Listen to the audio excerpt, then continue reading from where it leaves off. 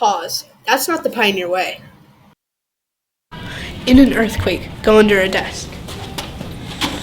And remember, drop, cover, and hold. You can also go under a door frame.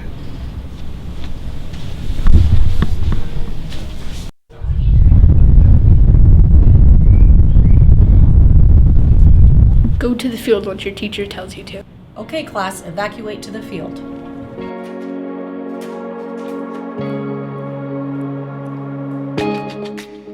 Once you get to the field, make sure that you're going to your teacher's line and stay there until you get further instruction by a staff member. Now you know what to do if there's an earthquake.